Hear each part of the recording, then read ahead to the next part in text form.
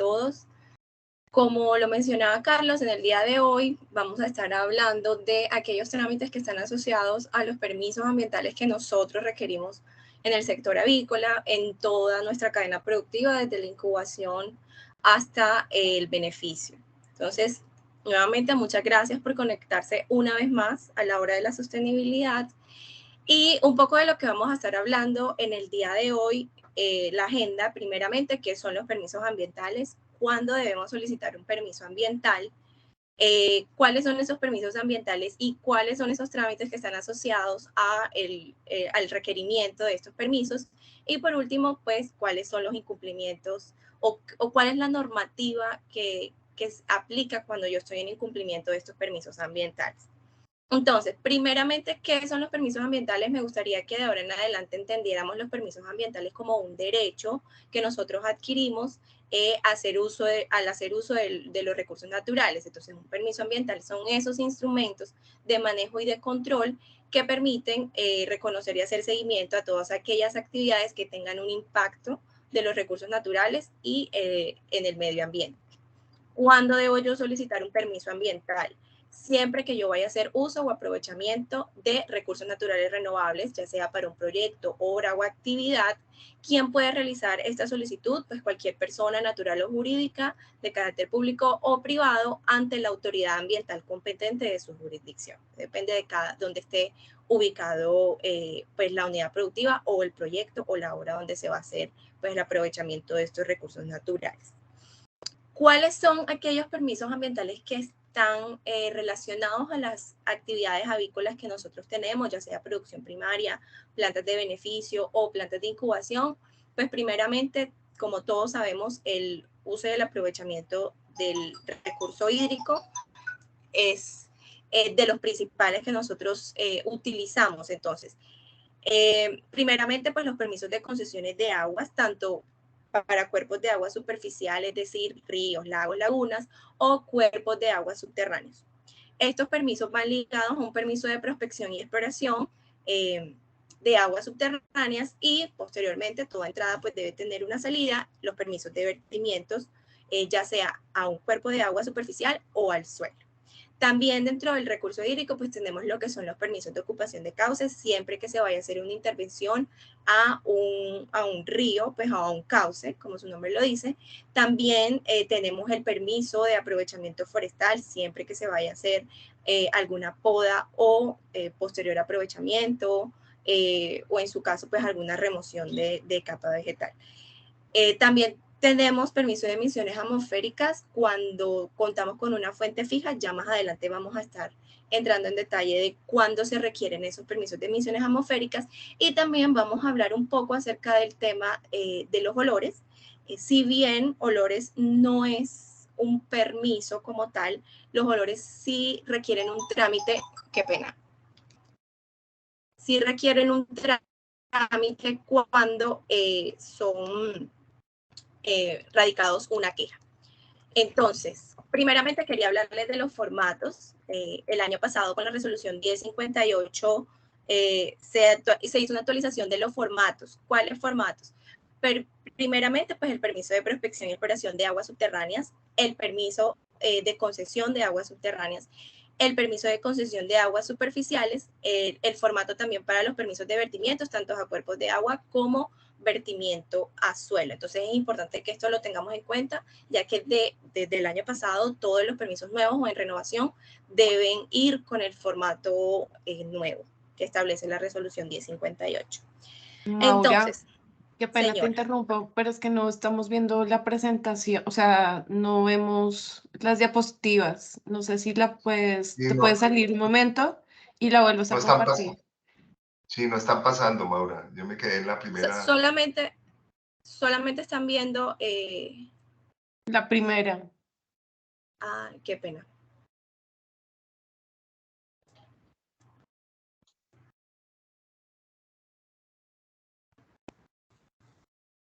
¿Y ahora? Ahora Listo, sí, ya si está en el quieres, formato. intenta pasar otra Pasar diapositiva. una.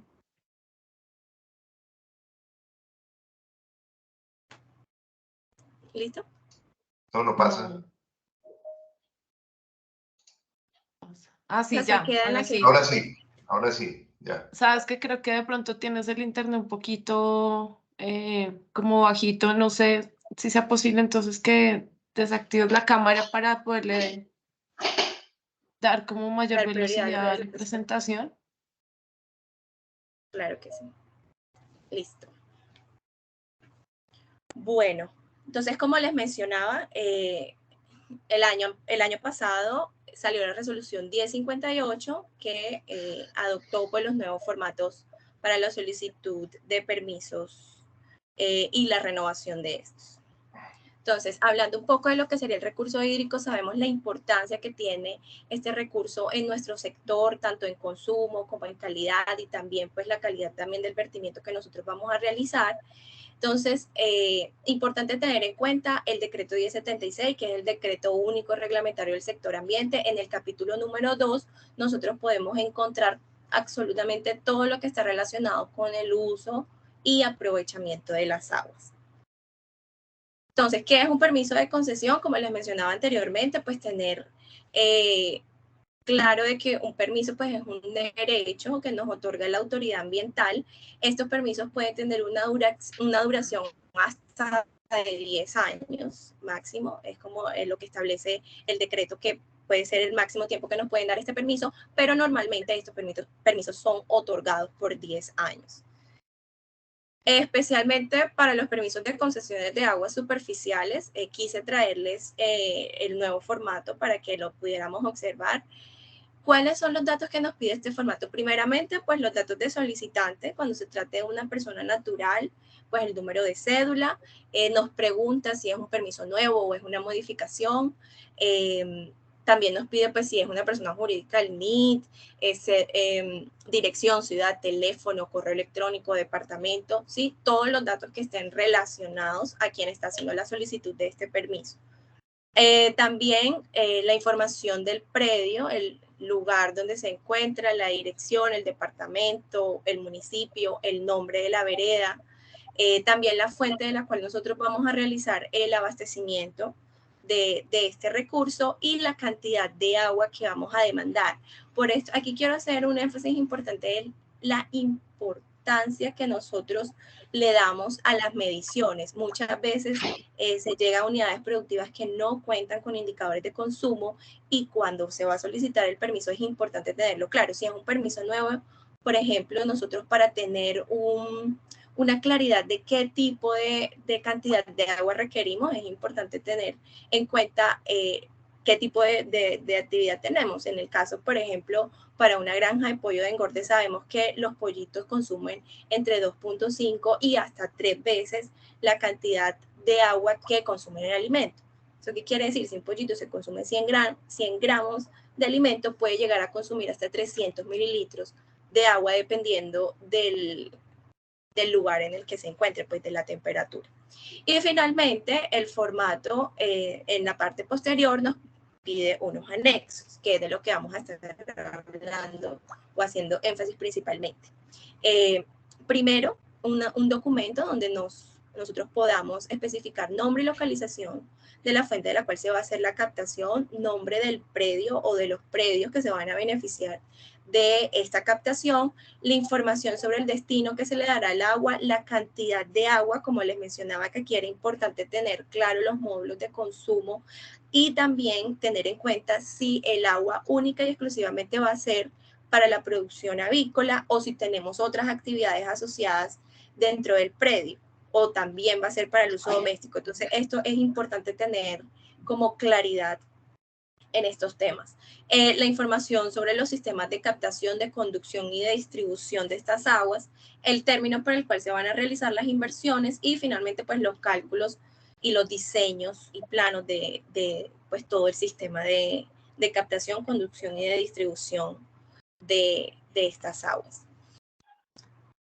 Me gustaría hacer una recomendación, es que al momento de radicar tanto los trámites nuevos como los permisos de renovación, ojalá podamos nosotros radicar estos documentos juntos para evitar y no esperar a que la autoridad ambiental nos solicite o nos pida de que faltó algún documento, ¿sí? Entonces, primeramente, pues diligenciar el formulario y radicarlo con el formulario, el certificado de existencia y representación legal cuando se trate de personas jurídicas, fotocopia de la cédula de ciudadanía cuando se trate de personas naturales, el poder debidamente otorgado cuando se actúe mediante un apoderado, y aquí me gustaría hacer un énfasis específico, por ejemplo, cuando, sobre todo en producción primaria, se ve mucho que hay granjas que se manejan bajo la modalidad de arrendamiento. Entonces, cuando se entra a revisar de quién es la responsabilidad de tener los permisos, muchas veces no se tiene claridad. O sea, si me preguntan a mí, yo diría que la responsabilidad es del propietario del predio. Sin embargo, digamos que cada contrato de arrendamiento tiene sus características. Entonces, primeramente, primera recomendación, pues es que tengan eso estipulado en los contratos de quién es la responsabilidad.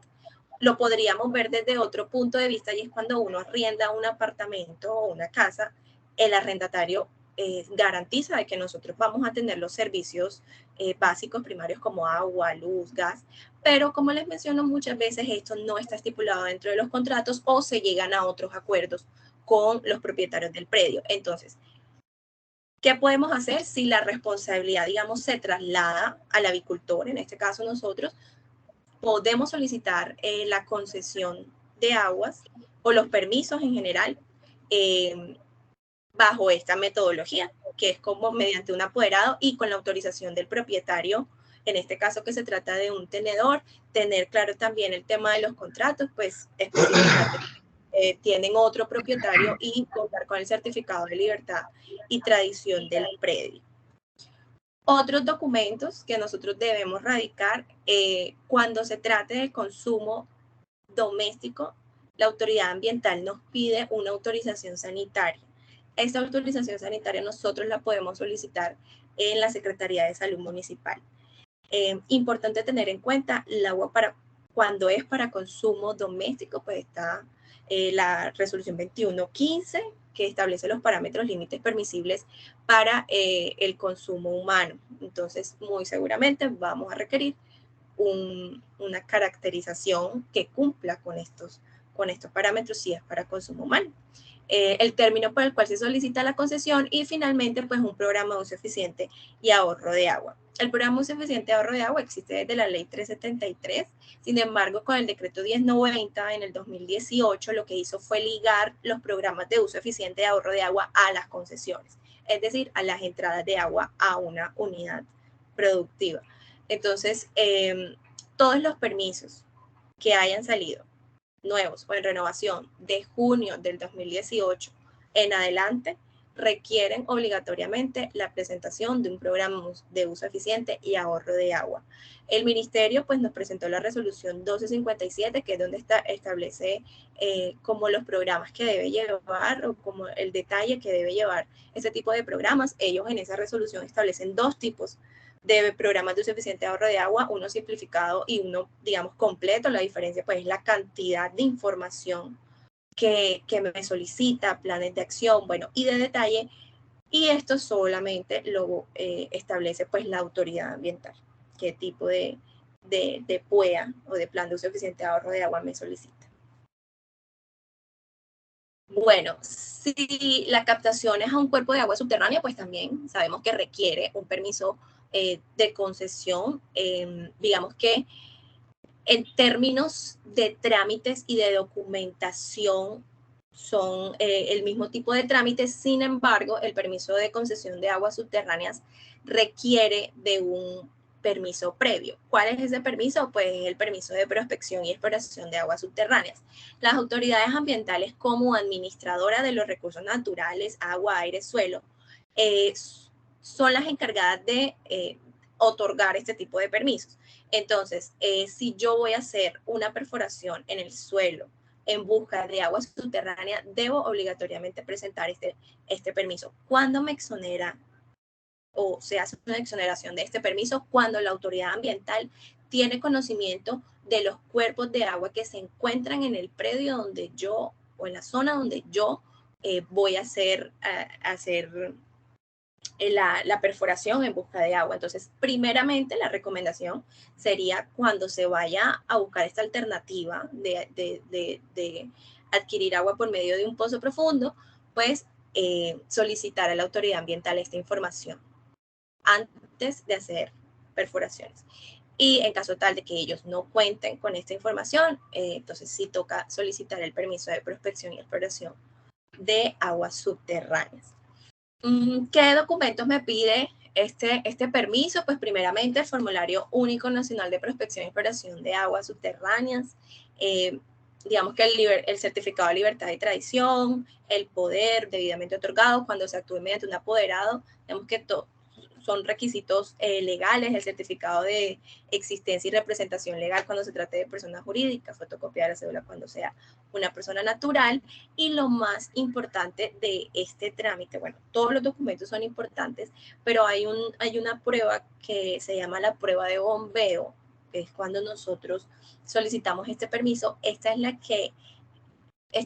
prueba es un estudio que se le hace al acuífero para ver la capacidad que tiene ese cuerpo de agua de recuperarse. O sea, gracias a este estudio es que a nosotros nos dicen si es viable dar o no la concesión, debido a que con este estudio nosotros podemos verificar si el cuerpo de agua puede suplirme la necesidad, o en caso tal de que, digamos, sí otorguen la concesión, entonces ahí entra a evaluar si el caudal que yo solicité me lo pueden otorgar mediante pues, los resultados que arroje esta prueba. Algo importante mencionar es que muchas veces no se solicita este permiso, digamos como que se pasa por alto. Hay autoridades ambientales que, digamos, no le dan mucha relevancia. Claro que la tiene porque es un permiso y está en el decreto 1076. Lo que quiero que tengan en cuenta es que a pesar de que si pasamos directamente a solicitar el permiso de concesión de aguas subterráneas, y bueno, ahí nos piden, por ejemplo, la prueba de bombeo, que es para el permiso de prospección, igual estamos en incumplimiento, ¿sí? O sea, si no se solicita este permiso y se procede a hacer pues toda la actividad de perforaciones y demás, vamos a estar en incumplimiento si no se realiza esta prueba. Y eso pues genera un riesgo. Bueno, eso por la parte de concesiones. Por la parte de vertimientos, pues un permiso de vertimientos también es un derecho que nos otorga la autoridad ambiental para nosotros poder hacer un vertimiento puntual o una descarga puntual a un cuerpo de agua o al suelo. Lo dice la norma claramente, con previo tratamiento y que cumpla con las normas de vertimientos puntuales para cada tipo de agua específicamente que requiere. Entonces, ¿cuáles son esos trámites que están asociados a las solicitudes de este permiso? Pues primeramente, como de todos, el Formulario Único Nacional de Solicitud de Permiso de Vertimiento. Sabemos que estos formularios pues, nos piden la información del solicitante, la información del predio. En este caso, a diferencia del anterior, no sería una solicitud de punto de captación, sino donde se va a realizar la descarga, la información pues, del cuerpo de agua o del suelo donde se va a realizar esta descarga. El certificado de libertad y tradición, los planos donde se identifique la cantidad, el lugar, la georreferenciación donde se van a realizar las descargas, la caracterización del vertimiento. Esto es súper importante tener en cuenta que esta caracterización se realiza con un laboratorio que esté acreditado por el IDEAM o que tenga los parámetros que me pide la norma. Como les mencionaba ahorita, hay que cumplir con la norma específica, por ejemplo, el caso puntual de las plantas de beneficio, la resolución 0631 en el artículo 9, que nos establece los parámetros límites permisibles para una descarga o un vertimiento de beneficio de aves. Debemos cumplir con eso y todos esos parámetros que me indica ahí, el laboratorio al cual yo voy a contratar debe estar acreditado por el IDEAM, o en caso tal de que no tengan algunos de esos parámetros acreditados, pues lo podrían subcontratar, pero eso es importante tenerlo claro porque si no, en la caracterización no tendría validez. Una documentación o un documento donde me especifique toda la descripción del sistema de tratamiento, las memorias técnicas, los diseños de ingeniería y los planos a detalle de este tratamiento, cosa que garantice la eficiencia de ese sistema, es decir, que garantiza de que ese sistema cumple con la caracterización del vertimiento. El concepto de uso de suelo que sea favorable para la actividad, digamos que si nosotros revisamos los formularios, no nos solicitan el concepto de uso de suelo, ya que las autoridades ambientales cuentan con una área administrativa de Secretaría de Planeación. Sin embargo, si nosotros revisamos el decreto 1076, específicamente para los permisos de vertimiento, sí me pide el concepto de uso de suelo. No sé si me embolaté un poquito, pero el tema es que para todos los permisos nosotros debemos contar con un uso de suelo favorable para la actividad que estamos requiriendo.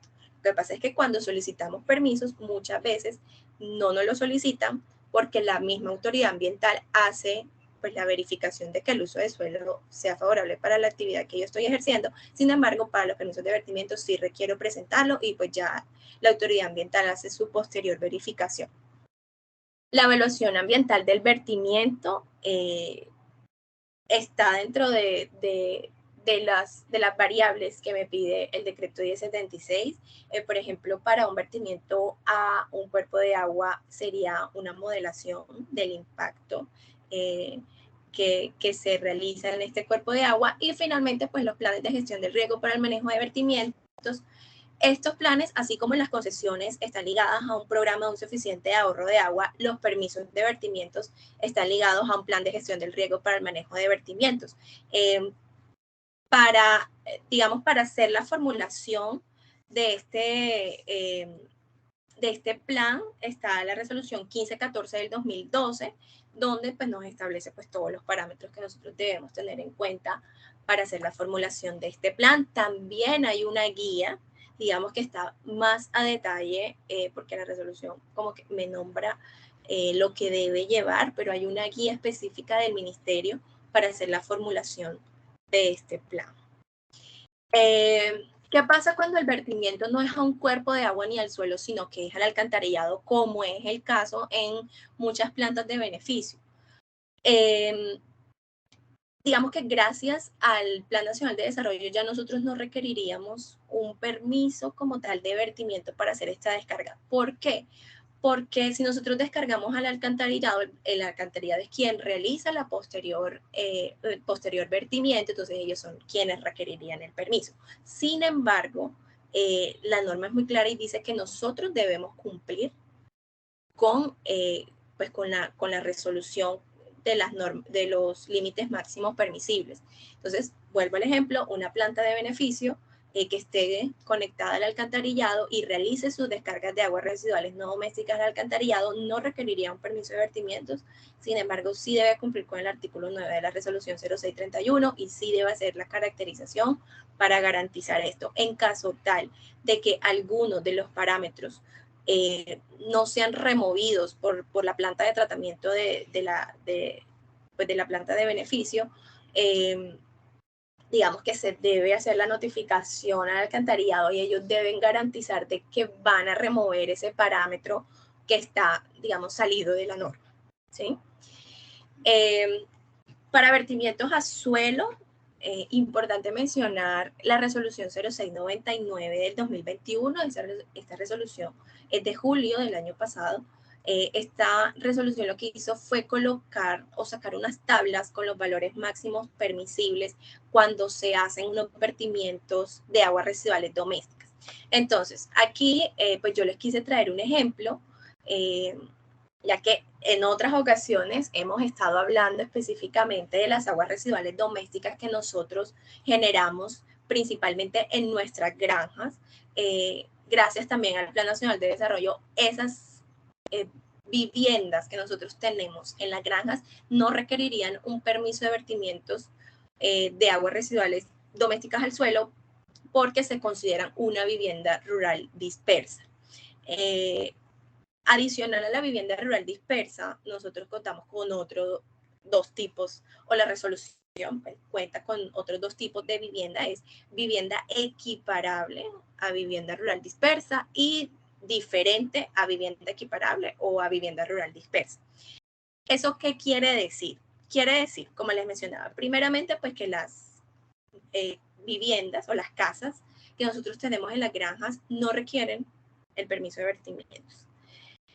Pero nosotros no solamente contamos con viviendas, como puede ser el ejemplo que les estoy mostrando acá. Tenemos una granja, no vemos que haya un cuerpo de agua superficial cerca, ni vías, ni nada de esas. Entonces, muy seguramente esta granja cuenta con una concesión de agua subterránea, ¿cierto? Tanto para viviendas como para la unidad productiva, que acá atrás podemos ver los galpones. Si vemos al comienzo, yo no sé si logran ver mi impulsor, pero aquí en la entrada se encuentra con una batería sanitaria. Digamos que las baterías sanitarias sí requerirían un permiso de vertimientos. Lo que cambia aquí, bueno, y olvidé mencionarlo anteriormente, si bien las viviendas no requieren un permiso de vertimientos, la autoridad ambiental está en la obligación, pues, de hacer una caracterización de aguas. En este caso, para, por ejemplo, las baterías sanitarias, no se requiere, sí se requiere el permiso de vertimientos, y de acuerdo al resultado de la caracterización, que esa caracterización sí iría por cuenta del productor, esa caracterización no debe superar el kilogramo de DBO al día. ¿Sí? ¿Por qué? Porque entonces ahí entra, digamos, a ver cuál de las otras dos tablas que se encuentran en la resolución 0699 no se aplicarían.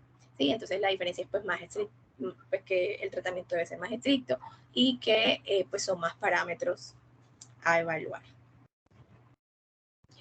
Bueno, otro tipo de permiso es el permiso de ocupación de cauce. Cuando se requiere esto, hay dos escenarios en los cuales nosotros podemos requerir un permiso de ocupación de cauce, ya sea para desviar un cauce, como su nombre lo dice, o colocar alguna obra hidráulica que desvíe el cauce para yo poder hacer una captación, o por lo contrario, cuando yo voy a hacer el vertimiento, hago algún tipo de intervención en ese cauce para yo poder realizar mi vertimiento.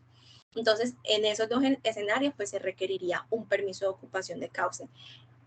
Toda obra de infraestructura que haga que yo intervenga en un cauce requiere el permiso. Entonces, ¿qué me solicita este permiso? Pues el formulario único nacional de solicitud de permisos de ocupación de cauce, el certificado de existencia, cuando se trata de personas jurídicas, cédula de ciudadanía, cuando se trata de personas naturales, cuando se trate mediante apoderado, pues el poder de este apoderado, y la autorización del propietario del predio. ¿Cuáles son, digamos, los documentos que más debemos tener en cuenta? O que son los principales, los que determinan si se otorga o no se otorga el permiso. Pues los planos, específicamente uno los pide a una escala de 1 a 10.000 o de 1 a 25.000, donde se indique a detalle la ubicación de las obras que se van a ejecutar. Y un documento donde incluya todos los puntos que se van a intervenir, la descripción del proyecto que se va a ejecutar y todas las memorias de cálculos de obras hidrológicos, hidráulicos y estructurales que vayan a intervenir en ese cauce. Bueno, eso por la parte del recurso hídrico. Para el tema forestal, existen pues los permisos de aprovechamiento forestal. Cuando debo solicitar un permiso de aprovechamiento forestal, cuando vaya a talar, a podar, a trasplantar o aprovechar árboles. Importante, independientemente que sea el predio propio, que sea una propiedad pública, que sea privada, debo hacer la solicitud de aprovechamiento forestal. Entonces, ¿qué documentos debo tener? Pues debo radicar el formulario de la autoridad ambiental. Posterior a eso, ellos me solicitan un plan de manejo y de aprovechamiento, la visita técnica del funcionario de la autoridad ambiental o de la corporación, ya mediante un acto administrativo, la autoridad ambiental me notifica si el permiso de aprovechamiento forestal es viable, o sea, si me lo van a otorgar, pues debo presentar un plan ya eso, digamos que cada autoridad ambiental tiene como designado, digamos que ellos dentro de su capacidad de ser autónomos designan cuántos árboles, en qué lugar, ¿sí? Y bajo qué metodología de compensación. El tiempo aproximado, esta norma nos habla de tiempos aproximadamente de 90 días para este trámite. Y yo quise traerles un ejemplo que pasa seguido, o podría mencionar. A veces contamos con árboles dentro de nuestras granjas que están generando un riesgo. Y la norma nos habla de esto, ya sea un riesgo para infraestructura o un riesgo para el personal. Entonces, muchas veces me dicen, no, ingeniera, tengo esta situación, pero si yo le notifico a la autoridad ambiental, ellos se van a demorar mucho en responderme. Digamos que igual en este tipo de casos, aunque haya un riesgo,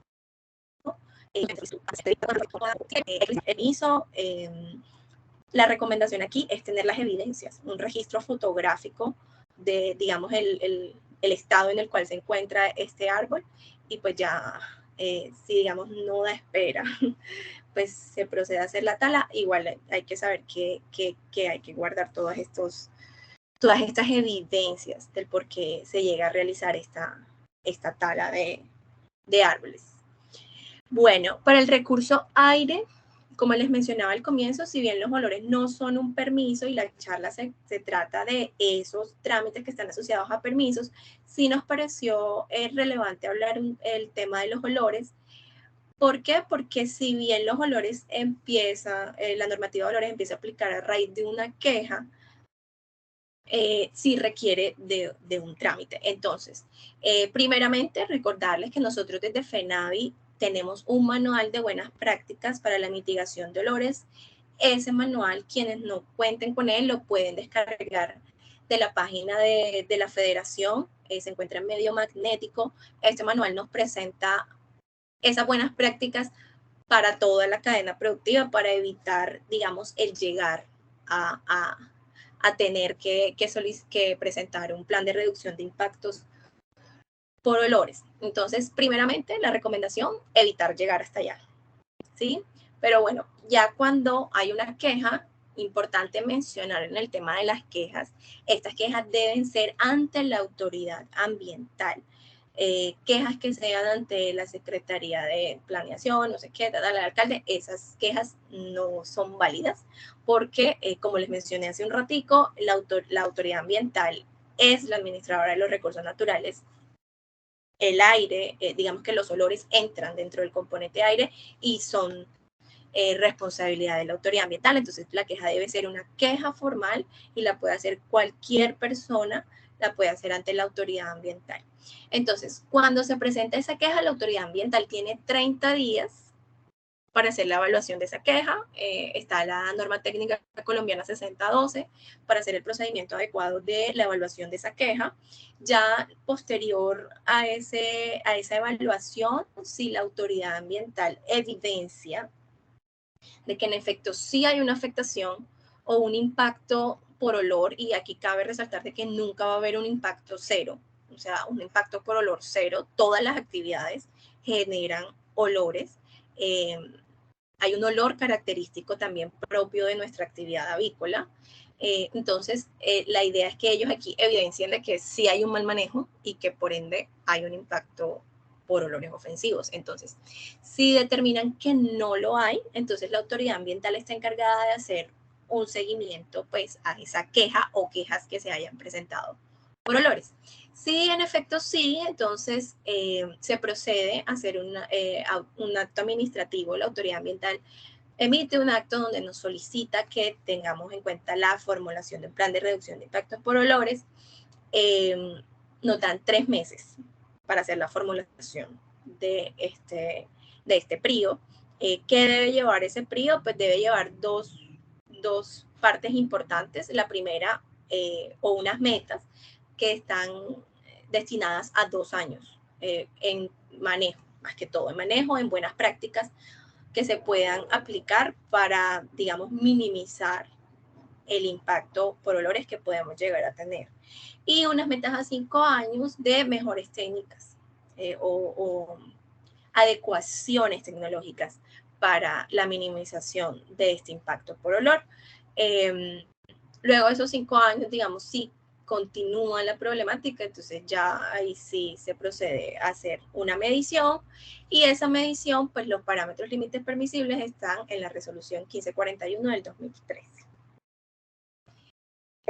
Bueno, eso por la parte de olores. Retomando el tema de los permisos, están los permisos de emisiones atmosféricas. También están reglamentados en el decreto 1076.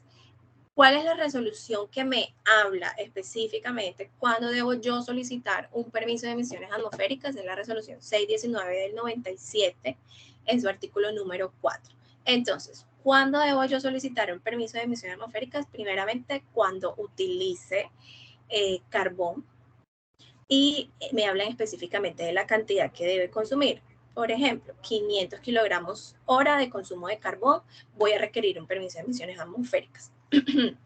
Para bagazo de caña son 3.000 toneladas al año, y cualquier otro combustible líquido como ACPM, petróleo crudo, son 100 galones a la hora para yo poder, o para que me tenga la obligatoriedad de solicitar el permiso de emisiones atmosféricas. Cuando no requiero un permiso de emisiones atmosféricas, cuando yo utilizo, por ejemplo, mis calderas con gas natural. Sin embargo, si bien no requiero el permiso de emisiones atmosféricas en esos casos, sí voy a requerir hacer, o la autoridad ambiental me puede requerir hacer un muestreo isocinético, y ya depende de cada autoridad ambiental la periodicidad con la cual me va a solicitar de que yo haga ese muestreo isocinético. Normalmente esos muestreos me lo solicitan en NOx, el parámetro para ver cómo está la generación de NOx.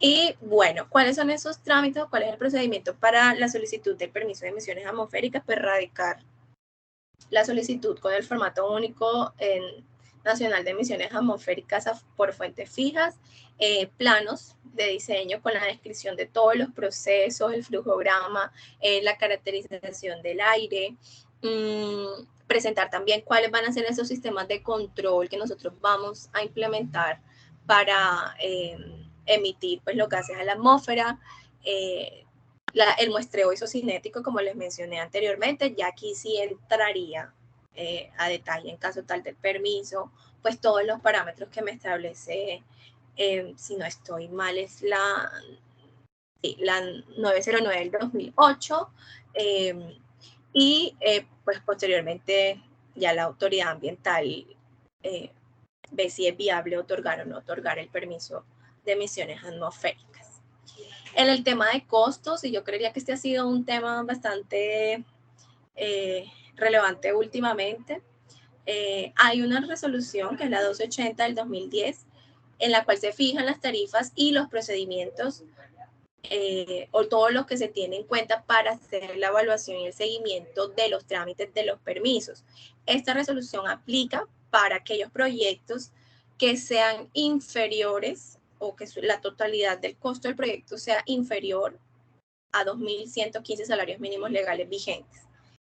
Para aquellos proyectos que superen esta cifra de 2.515 salarios mínimos legales vigentes, está la resolución 0324 del 2015. Entonces, la idea es, digamos, no quise entrar a detalle de esto porque es un tema bastante extenso y requeriría especificaciones, porque muchas veces las autoridades ambientales, muchas veces no, en todos los casos, las autoridades ambientales tienen sus tablas también, porque nos habla de factores regionales y demás, esta norma, pero sí quería que ustedes supieran a qué, o que reconocieran nuevamente a qué tipo de resolución nos debemos ir al momento de verificar aquellos costos que están asociados a los permisos que nosotros tenemos. Devolviéndonos un poco al tema del agua, hay dos tasas que nos cobran. Está la tasa por uso, que es la que está relacionada con los permisos de concesiones de aguas, el decreto 00155 del 2004, y las tasa retributiva por vertimientos es el decreto 2667 del 2012. Como les mencioné, cada autoridad ambiental tiene sus factores regionales de cobro, pero esta es la norma, digamos, madre, para la cual ellos se basan en esos cobros. En otras horas de la sostenibilidad ya hemos hablado del tema sancionatorio ambiental, pero yo quería mencionarles y recordarles que está la ley 1333 del 2009 que establece cómo se hace el proceso para un sancionatorio ambiental. ¿Cuándo me pueden sancionar? Cuando no cuento con los permisos, cuando hago un daño o una afectación al medio ambiente, o cuando no cumplo con alguno de los requerimientos, y eso también es importante mencionarlo, los permisos vienen ligados no solamente a los trámites, porque lo que hablamos en el día de hoy fueron aquellos trámites para que nosotros podamos solicitar el permiso y sea aprobado, pero todos esos permisos tienen unos requerimientos o unos compromisos a los cuales nosotros nos comprometemos al aceptar pues estos permisos que nos otorgan. Entonces el incumplimiento de estos también nos pone en un riesgo de un sancionatorio ambiental. Bueno, quería compartirles los contactos de mis compañeros de la zona. Aquí somos 8 ingenieros ambientales a nivel nacional. Y bueno, muchísimas gracias por su atención. No sé si tienen alguna duda, alguna pregunta. Gracias, Maura. Estefanía, tú que nos coordinas todo este tema, ¿tienes algunas preguntas allí en el chat que te han formulado? Sí, hola, muy buenos días para todos. Bueno, aquí tenemos las siguientes preguntas, Maura. Espérame un segundito, por favor, que están. Bueno, primero nos preguntan, ¿para aguas lluvias es requerido algún permiso? Siempre y cuando la canal de las aguas interfiera en un cuerpo de aguas próximo, sí se requeriría un permiso.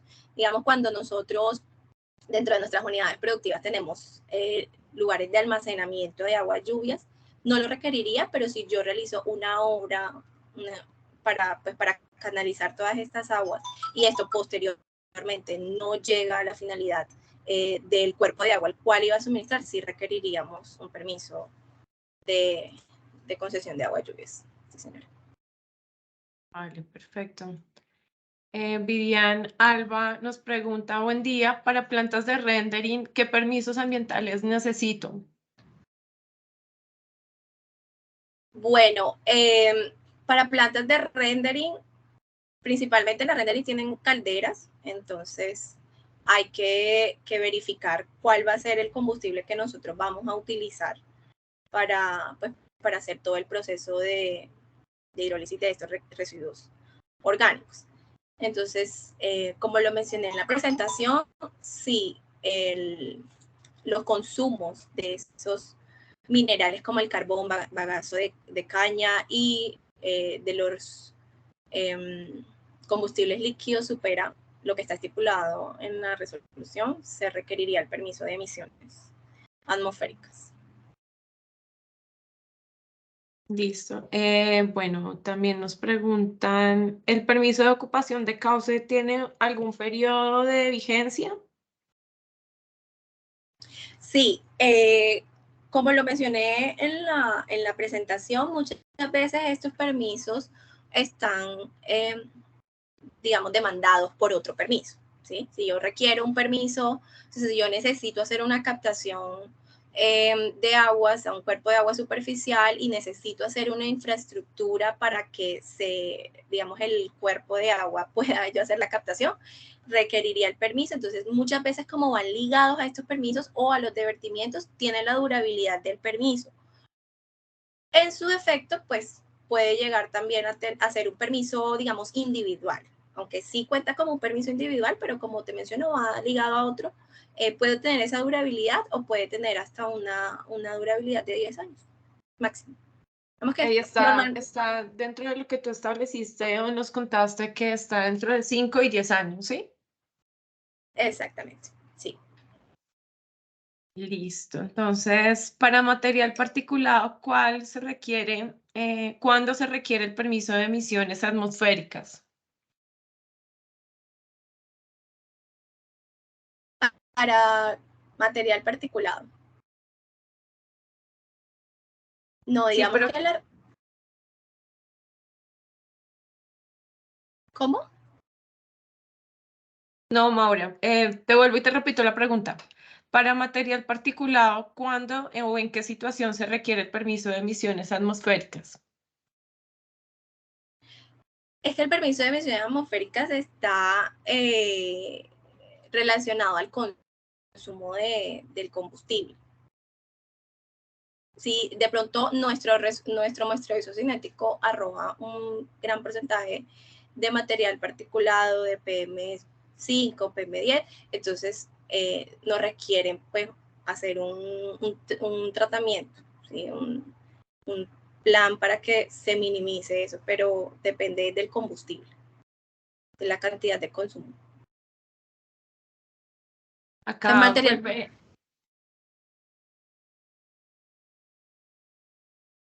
Maura, ¿nos escuchas? sí, Ah, bueno, listo. También Bárbara Andrade nos está preguntando en relación al material o el tema de emisiones atmosféricas. Para el caso de las fábricas de concentrado, ¿aplica? Vuelven y nos hacen esa pregunta. sí aplicaría, dependiendo pues, del consumo que tengan también para plantas de alimentos. Sí, señora. Listo. Las plantas de beneficio avícola necesitan planes de gestión ambiental de los residuos de empaques y embalajes. ¿Es obligatorio? Sí, sí, señora.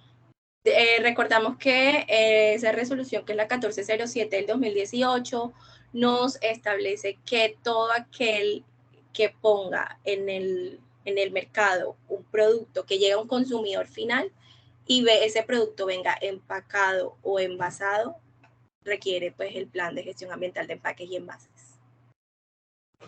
Y ese, importante mencionarlo, ese no es ante la corporación, sino ante el ANLA. Este plan no se presenta ante la autoridad ambiental regional, sino ante la Autoridad Nacional de Licencias Ambientales.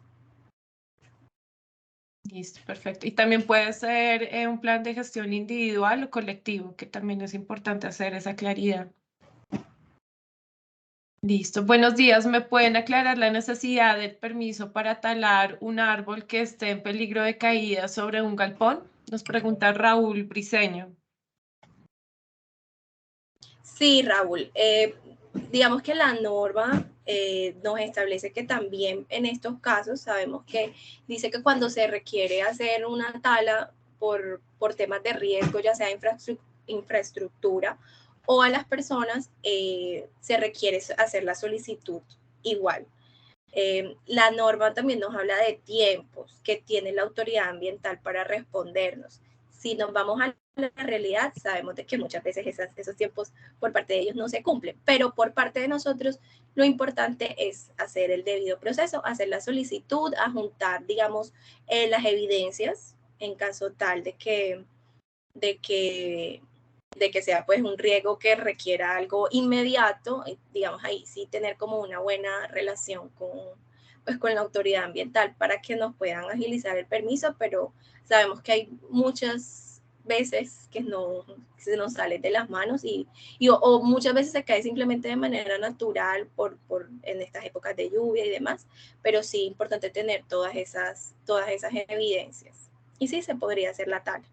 Digamos que sería muy raro que negaran un permiso en estos casos. O sea, no es viable Y más que está negar pues en peligro, ¿no? O sea, en peligro de caída y un en riesgo peligro. bastante alto.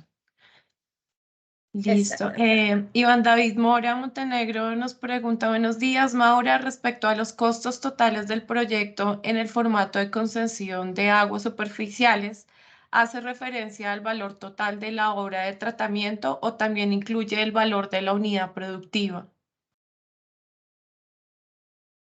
Bueno, en los costos, digamos que ahí, si me preguntan a mí, ahí va el valor total de la unidad productiva. Hay autoridades ambientales y esto es importante porque de acuerdo a ese valor que nosotros colocamos, pues van los cobros. ¿Sí? O sea, va, digamos, el formato nos solicita qué valor tiene la obra o la actividad que yo estoy realizando y de acuerdo a lo que yo coloqué, pues va el cobro de seguimiento y, bueno, ese tipo de cosas. Pero sí, o sea, si nosotros nos vamos a la luz de la norma, y hay un poco de un vacío legal, pero a la luz de la norma sería el valor total del proyecto completo. No solamente de la captación, porque él me pregunta es por una concesión de aguas, no es solamente el costo que me genera a mí colocar una bomba que me capte, no, es el valor total del proyecto porque yo voy a suministrar de esa agua a todo el proyecto. Vale. Si siquiera yo puedo complementar ahí un poco, y porque digamos que ese es un tema que ha sido de discusión en muchas partes del país, sobre todo en Cundinamarca, algo en el Tolima, en el Meta. En general hay una discusión en torno a ese tema, ¿no es cierto? Digamos que la recomendación que uno hace es que yo pongo el valor total de la obra de captación o la obra para un permiso de vertimiento, ¿no es cierto? Y eso es lo que debería uno colocar. Lo que pasa es que muchas autoridades, porque así lo establece la norma, piden el valor total de la unidad productiva. Entonces se meten el costo de las aves, y generalmente siempre terminamos pagando las tarifas más elevadas, ¿no es cierto? Sin embargo, hay otras autoridades, cuando uno presenta el plan, el costo de la obra como tal de la captación o de la obra de tratamiento, de la planta de tratamiento, algunas autoridades lo valen y cobran ajustado a eso que nosotros estamos planteando. Entonces, si me preguntan a mí, si nos preguntan a nosotros cuál sería la recomendación, yo en primera instancia pongo el valor total de la captación. Yo no incluiría el resto, ¿no es cierto? Ahí dependeríamos si la autoridad nos lo pide adicionarlo, ¿no es cierto? Pero finalmente uno está pidiendo, cuando uno está con una concesión, una renovación, un permiso de una concesión nueva o un permiso de vertimiento donde tengo que poner el sistema de tratamiento, pues normalmente tiene que ser lo que me cuesta el sistema como tal. No debería incluirse todo el costo de la unidad productiva. Eso sería como una recomendación sujeta, y vuelvo a insistir, en lo que me demande la autoridad ambiental. ¿Ve? Unas lo valen, otras no. Y ese es uno de los grandes problemas que tenemos con esa falta de unidad de criterio con las corporaciones. De hecho, en algún momento con la SAC lideró ese tema cuando llegó este gobierno que ya está terminando, donde le decíamos, mire, es necesario unificar criterios en torno a cómo manejan las corporaciones autónomas todas estas tarifas de cobro de servicios ambientales, ¿ve? Pero eso ha sido muy difícil porque hay que modificar la ley. Pero sin embargo, sigue estando allí y yo creo que hay que insistir en ese tema con este nuevo gobierno. De hecho, parte de la política de este nuevo gobierno dicen es fortalecer las corporaciones y alinearlas, ¿no es cierto? Vamos a ver qué pasa, pero ahí estaremos en las discusiones. Pero digamos que para concluir, esa sería la recomendación, poner el valor de la obra como tal. Listo. Carlos, pero entonces también la recomendación sería que definan con la corporación qué información es la que necesitan. Si se Sí, lo incluye que el pasa es valor de que la unidad o si se incluye el valor pues, del tratamiento. Lo que pasa es que la corporación siempre, la corporación en términos generales va a decir, no, de acuerdo a la reglamentación que hay de los cobros, pues uno debería poner todo el valor de toda la obra, ¿ves? Incluso incluyendo el costo de la unidad productiva. Lo que pasa es que eh, lo ideal es cuando, o sea, lo que uno recomendaría, y es que es difícil este tema, ¿no es cierto? Por esa disparidad, es, yo pasaría simplemente el costo de la obra, de la captación y el sistema de tratamiento, no más. Listo. No se metería nada Perfecto. más, eso es una recomendación. Y estar pendiente de lo que me va a pedir la corporación. ¿Ven? No sé si alguno de los ingenieros que están en el foro tiene alguna experiencia puntual de este tema con sus corporaciones. ¿Ve? Porque es que hay una disparidad muy grande, pero podríamos alimentar la discusión si alguno de los ingenieros tiene alguna información reciente de esta situación. No sé si alguno quiere intervenir. No sé, Iván David Mora también, si nos puedes mencionar en qué zona estás ubicado, para allí pues también mirar con alguno de los ingenieros de la zona cuál ha sido como el lineamiento o lo que ha pasado con esta corporación. Mm. Bueno, mientras Iván David nos menciona de qué zona es. Ah, José Raúl. José Raúl. Espérate. José, espérate un segundo, te habilito el micrófono.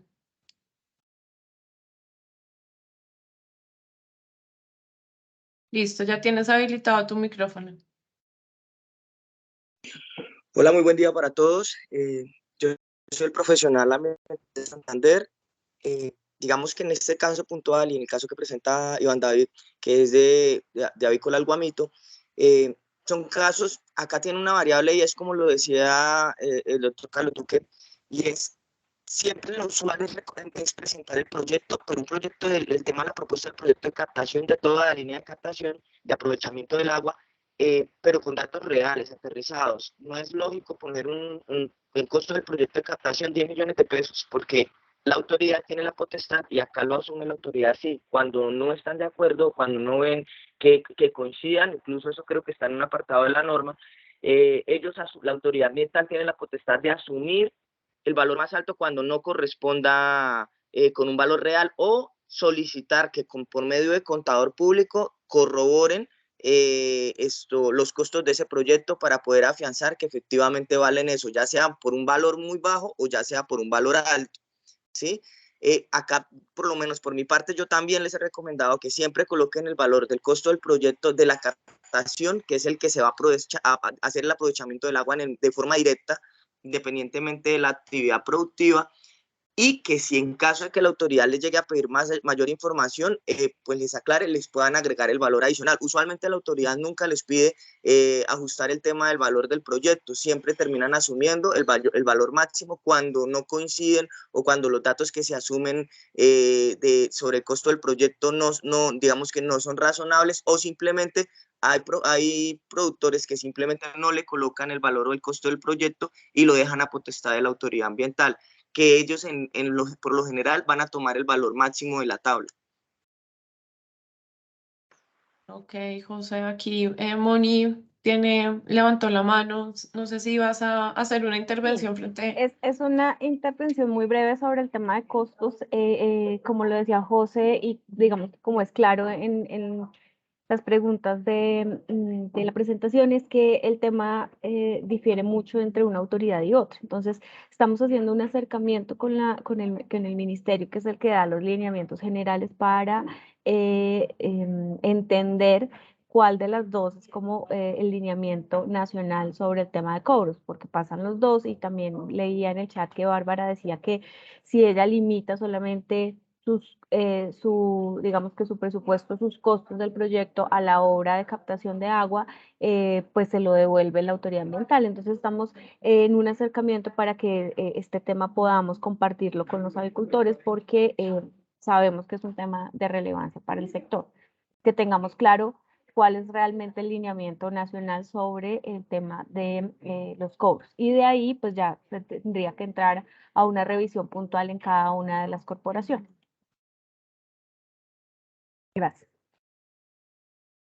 Listo, entonces vamos a continuar con otra ronda de preguntas. Raúl Briceño nos dice, entonces para el tema de vertimientos, el permiso de vertimientos, entonces es necesario obtener permiso de vertimientos al suelo para las unidades sanitarias de las granjas. ¿Hay un tamaño a partir del cual se requiere el permiso o es indistinto obligatorio?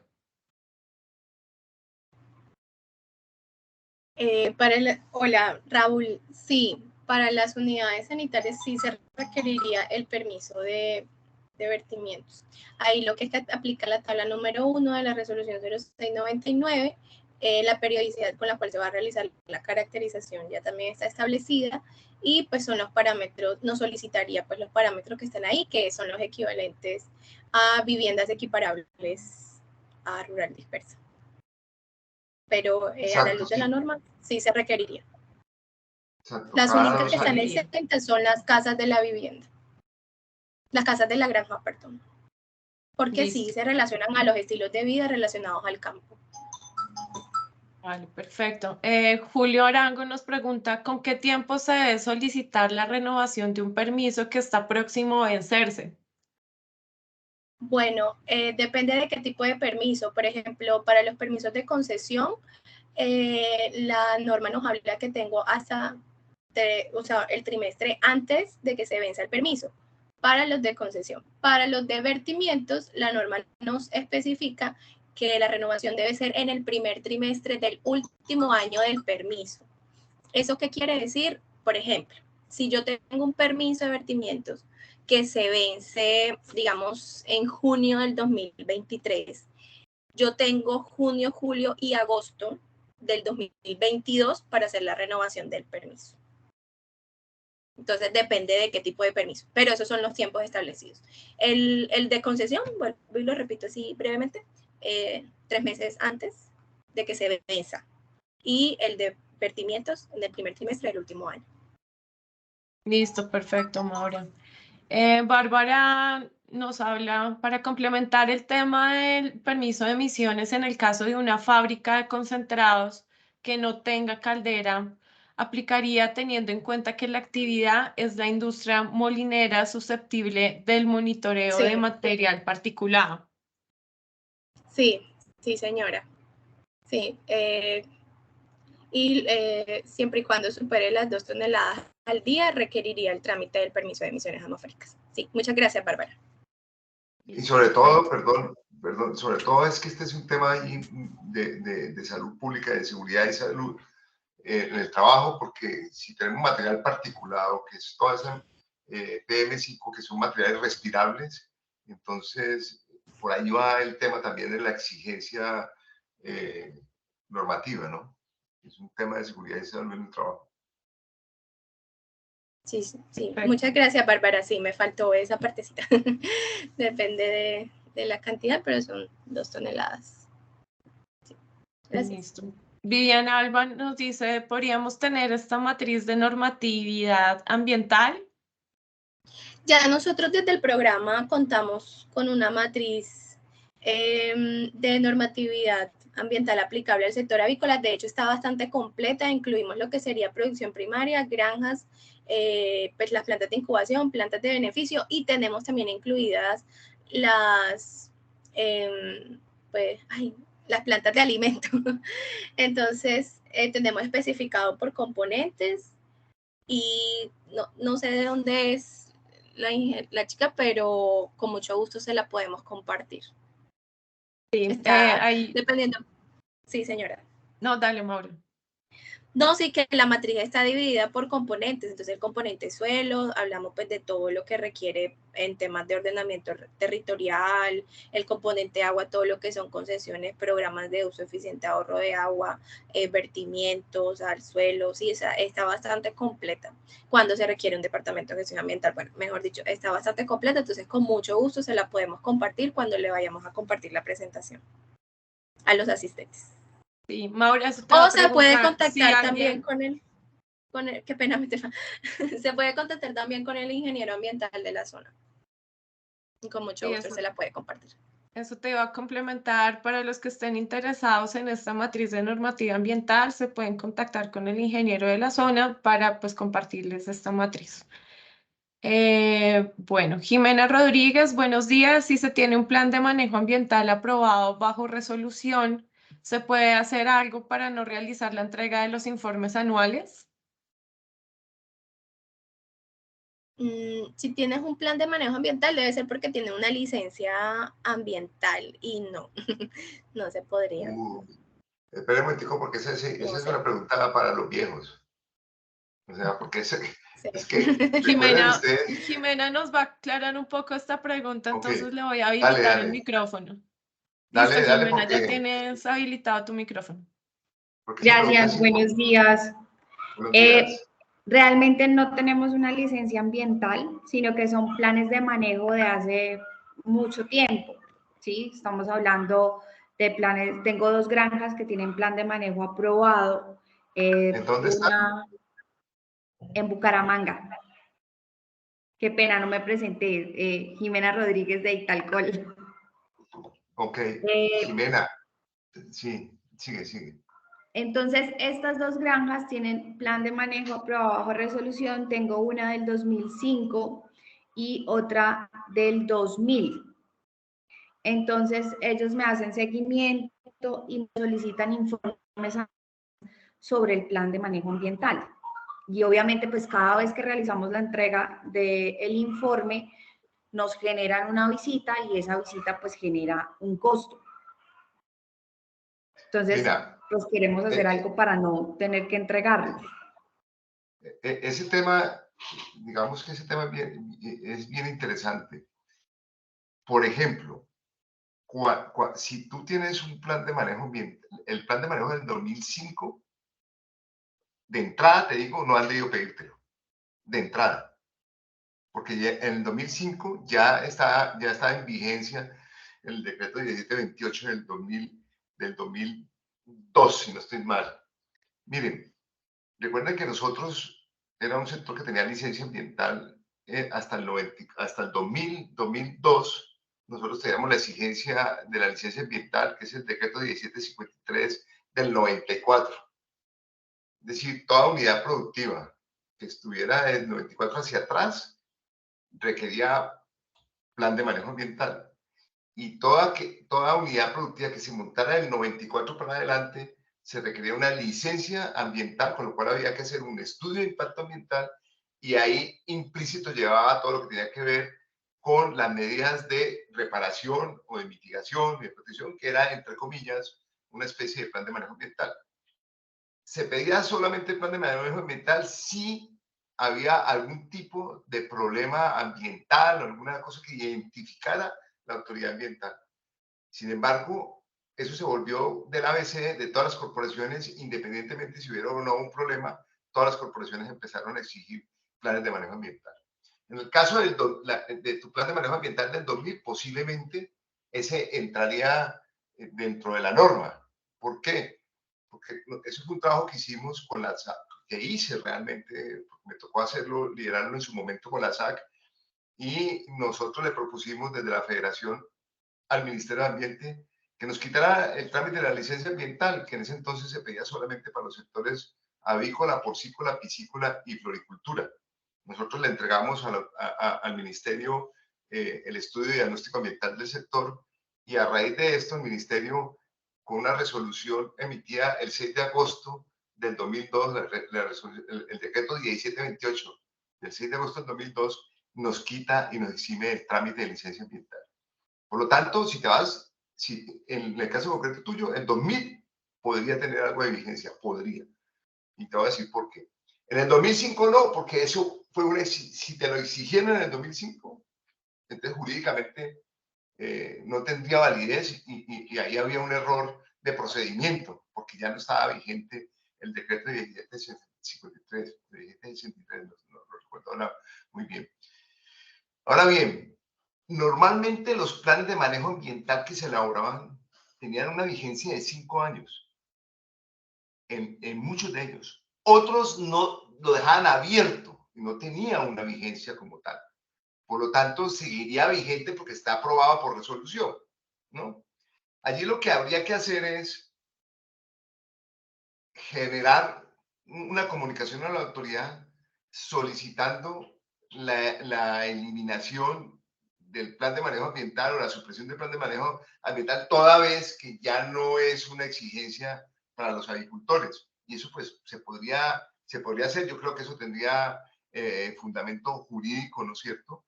Porque finalmente aquí, si uno lo mira claramente, pues es un cobro que es un cobro indebido, pero porque además las corporaciones viven de eso, ¿no es cierto?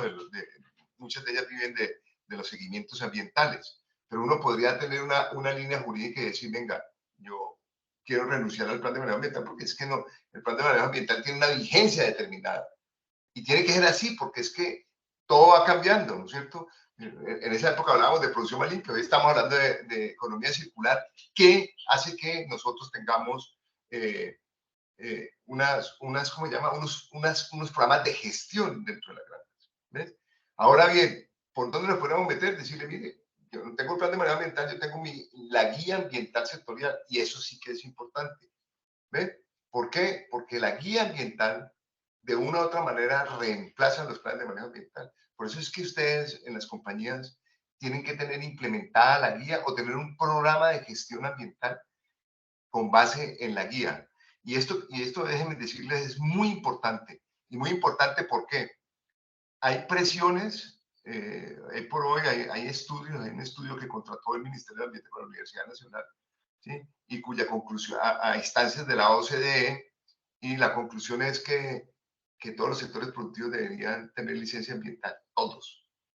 Obviamente, cuando eso está allí, eso no se ha vuelto a hablar, no sabe en qué momento lo pueden sacar, ¿sí? Ustedes vieron, aprobaron Escazú, entonces, digamos que ese tipo de situaciones pueden desencadenar nuevamente a tener la exigencia del plan de manejo ambiental. Pero para concluirte, yo creería que uno podría hacer un análisis jurídico y solicitar que la supresión de ese plan de manejo ambiental, porque ya no es un requisito para nosotros. ¿Ves? Pero reemplazarlo por un programa de gestión, que es la guía. Okay. De todos modos, de pronto, ¿sabes qué, Jimena? Podemos hablar de ese tema en particular con José Raúl, a ver cómo lo podemos manejar, cómo te podemos De apoyar. hecho, José Raúl tiene la mano Está levantada, levantando la mano. entonces no sé si quieres intervenir, José Raúl, frente a este tema. Sí, señores. Mira, Jimena, digamos que, como lo dijo el doctor Carlos, pues lo podemos revisar más al detalle para revisar los tiempos de vigencia en la que se tramitó el plan de manejo, pero efectivamente se puede solicitar desistimiento. Ya lo hemos hecho con varias granjas acá en Santander. Lo que se hace es solicitar el desistimiento al plan de manejo ambiental, teniendo en cuenta que dentro del decreto 1076 no se incluye como objeto de licencia ambiental la actividad avícola. Y a su vez, también digamos que se complementa ese sustento legal con la resolución 1023 de 2005 que corresponde a las guías ambientales para el subsector avícola, y que teniendo en cuenta que el sector avícola, perdón, las guías ambientales sectoriales, y que teniendo en cuenta que el sector avícola ya tiene una guía ambiental definida, lo que hacemos es que decimos que se desiste del trámite del plan de manejo y que se acoge a la guía ambiental, a lo establecido en la guía ambiental para el subsector avícola, según la resolución 1023 de 2005. Ese básicamente sería el procedimiento, pero lo podemos revisar en detalle para evaluar también las consideraciones con las cuales se aprobó ese plan de manejo en su momento y las fechas en las que se generó, que sean posteriores a la emisión de la norma de excepción. No, 2005, es que tiene dos situaciones, 2005, pero igual se coge todo el fundamento legal, y el fundamento legal va desde el decreto 1728 en adelante, ¿vale? Listo, muchísimas gracias. Listo, Jimena. Entonces vamos a seguir con otra ronda de preguntas. Felipe nos dice, en el caso de los PUEA, recomiendo lectura del decreto 1090 del 2018, el cual da algo de claridad sobre la presentación del PUEA según el estado del trámite a partir del 2018. Laura Daza nos pregunta, buenos días, si la tala de árbol se realiza por parte del prestador del servicio de un riesgo por cuerdas eléctricas en nuestro predio, ¿se debe tramitar el permiso de la tala del árbol ante la corporación? Sí, sí, señora. Deben de todas formas hacer la presentación del permiso ante la corporación, porque esa, digamos que es la evidencia de que no se hacen talas indiscriminadas, sino es la evidencia que tiene la empresa. En este caso, independientemente de quién vaya a hacer la remoción del árbol, igual deben solicitar ellos, en este caso nosotros los productores, el permiso de aprovechamiento forestal. Yo tengo una duda ahí para complementar esa pregunta, una duda, pero si es, por ejemplo, la empresa prestadora de servicio, la empresa de energía eléctrica, la que llega directamente al predio y dice, venga, es que ahí hay un riesgo para las cuerdas, y ellos cortan, allí ¿qué pasaría? Porque eso ya porque ellos también tienen que, es un tema también de preocupación para ellos, y obviamente, no sé si decirlo de superior, como de superior jerarquía, por decirlo de alguna manera, si viene la energía eléctrica directamente a cortar, ¿ves? Sí, Allí, Carlos, ¿qué habría aplica... que hacer? Habría que tener evidencia de que es la energía eléctrica la que vino. Exactamente, sí. En estos casos de riesgo, la 1076 nos habla de contar con las evidencias, o sea, pero igual no nos exime de solicitar el permiso de aprovechamiento forestal. O sea, igual hay que solicitarlo. El tema es que muy probablemente, como lo mencioné en la presentación, se hace la tala, pero igual hay que solicitarlo porque es el mismo riesgo, así de pronto me puede caer un árbol en un galpón o si me puede caer en la vivienda de la granja, o sea, el riesgo también aquí es superior porque es para personas e igual hay que solicitar el permiso. O sea, independientemente que se haga. uno tendría que decirle a la empresa de energía eléctrica, no lo corte hasta que tengamos el permiso. No, digamos que... O la empresa de energía eléctrica tiene que venir con el permiso. Acá Bárbara nos hace un comentario y nos dice, frente al tema de las cuerdas, normalmente estas empresas son las que tramitan el permiso y ya tienen unos permisos amplios para sus redes. Uno debe validar que ellos lo tienen y no correr el riesgo que no se tenga el permiso. No sé, aquí también José levantó la mano, no sé si es frente a este tema, José, o dejaste la mano levantada. Correcto. No, si es para aclarar ese componente, digamos que hay dos particularidades. Con respecto a lo que dice Bárbara, tiene razón, cuando el mantenimiento corresponde por parte de la electrificadora o las empresas que hacen el mantenimiento de la electrificadora, ellos ya tienen unas medidas o unas guías como tal de soporte, ellos presentan esos informes y los que sacan el permiso como tal son las empresas de electrificadora, las empresas de mantenimiento de la electrificadora, ¿sí?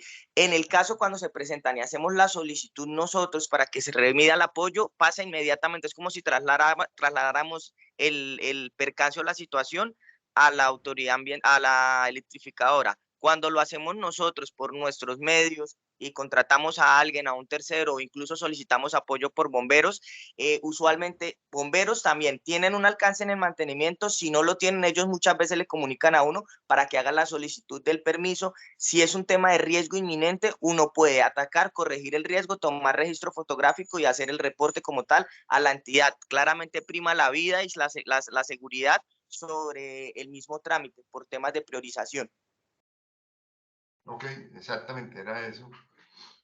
Sí, y aquí lo importante es cómo guardar el soporte de que se hizo la solicitud del permiso. O sea, de que la empresa pues se hizo la solicitud del permiso.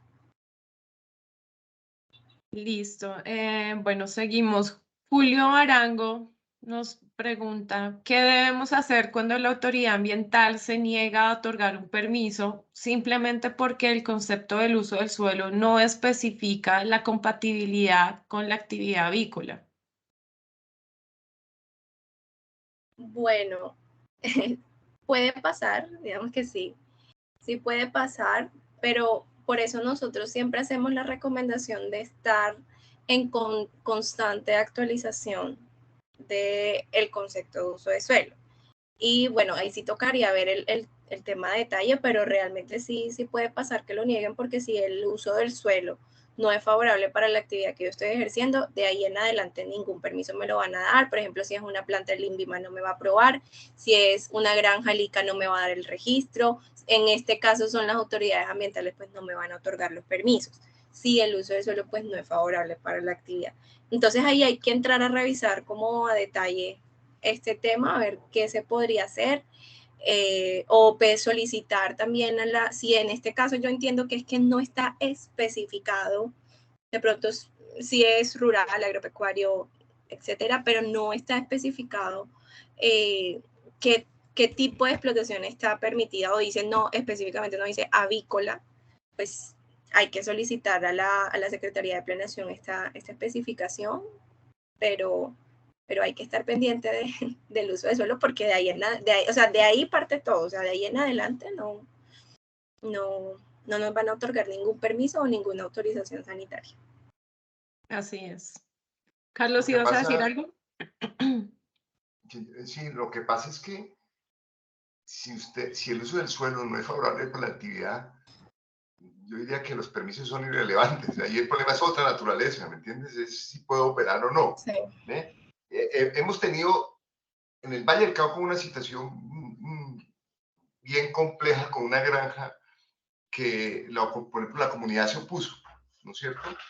Y no querían que estuviera allí la granja y entonces la autoridad ambiental se negó a otorgar la concesión y el permiso de vertimientos, a pesar de que la granja tenía todo el tema legal, todo el tema sanitario, es decir, tenía el registro ante el ICA y tenía el visto bueno de operación por parte del ICA.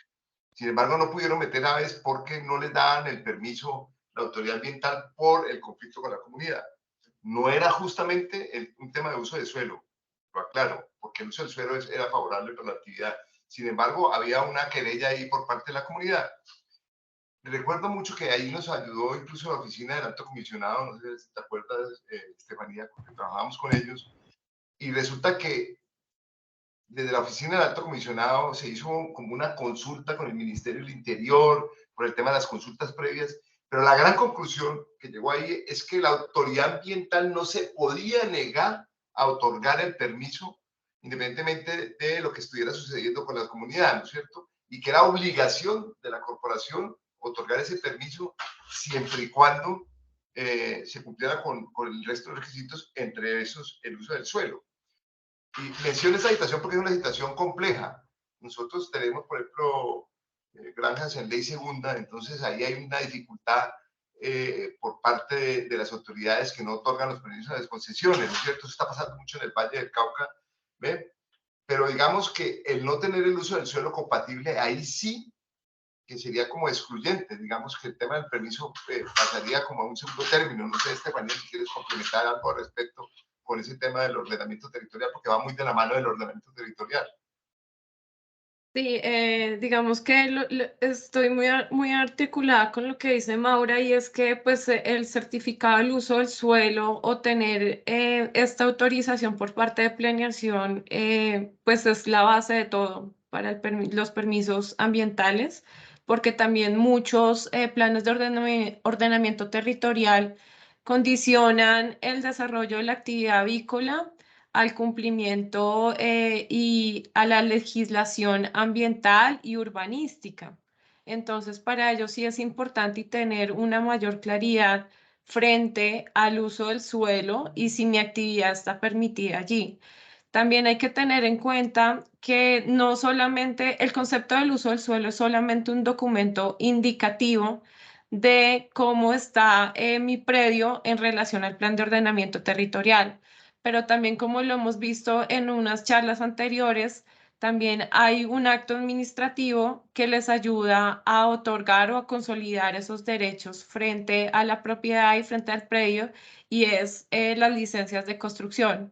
Entonces, nos tocaría revisar el caso puntual, pero en caso de que la actividad no sea compatible con el plan de ordenamiento territorial, revisar si también dentro del plan de ordenamiento territorial hay algún respeto por las actividades preexistentes. Entonces, digamos que es una particularidad, pero pues el mensaje que yo les envío es que pues el concepto del uso del suelo y que la actividad sea compatible con el plan de ordenamiento territorial es la base para tanto la autorización o el certificado de granja avícola biosegura, el tema del INVIMA, la autorización sanitaria del INVIMA y los permisos ambientales.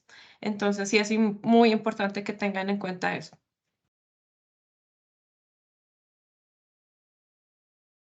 Bueno, Julio, si quieres, también te puedes contactar con nosotros y revisamos tu caso puntual, a ver en qué municipio te encuentras y cómo está ese plan de ordenamiento territorial para darte una asesoría un poco más detallada.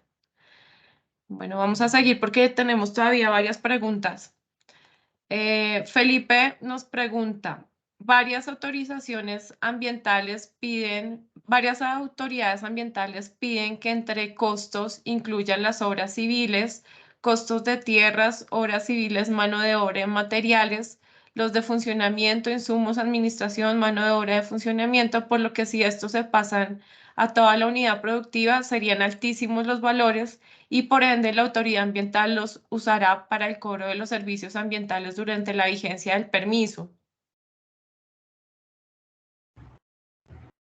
Creo que es más bien una apreciación que está haciendo Felipe, pero sí, como va un poco relacionado a lo que estábamos hablando hace un rato. Digamos que llegamos a la conclusión que dependiendo pues del permiso, pongamos un ejemplo, un permiso de captación, se coloquen los costos asociados a todo lo que esté relacionado con esa concesión, ¿sí? Porque sí, y esperar a ver qué me solicita la autoridad ambiental, o sea, si me lo avala o no me lo avala, porque sí, depende pues de cada autoridad ambiental, pero lo que no estaría incluido sería el tema de, pues, de mano de obra o de, por ejemplo, una granja, la compra de las pollitas. Entonces, sí, pues toca esperar a ver qué responde la autoridad ambiental con respecto a eso. Era un poco lo que hablábamos ahorita. Gracias, Felipe. Bueno, Ever Valeta nos dice, si realizo el trámite para la renovación de concesión con el tiempo establecido y llega la fecha del vencimiento de la resolución actual sin respuesta de la autoridad, ¿puedo seguir captando este recurso? Sí, digamos que sí, pero yo lo que le recomendaría a Ever es hacer, digamos que las autoridades ambientales se toman mucho tiempo, algunas, no todas, para responder. Lo que le recomendaría es que si yo hago la solicitud, en este caso él pone el ejemplo de un permiso de renovación de concesión, si lo hago con el tiempo estipulado que son 90 días, y veo que se está aproximando la fecha, debo radicar, o mi recomendación es que radique nuevamente una carta, no con todos los documentos, sino una carta donde diga que con el radicado tal, de fecha tal, se hizo la solicitud de renovación del permiso. Es lo que se puede hacer, pero sí llevar como, porque muchas veces, por ejemplo, sobre todo me pasa con permisos nuevos que dicen, no, es que yo solicité el permiso hace 2 años. Y yo, ¿y qué ha pasado en estos 2 años? La autoridad ambiental no ha respondido, pero nosotros tampoco hemos hecho nada para que responda. Entonces, sí hay que, digamos, como que tener esos radicados de soporte. Ok. Listo. Si se realiza limpieza de pozos sépticos por empresas con Bactor, ¿se requiere el permiso de vertimientos?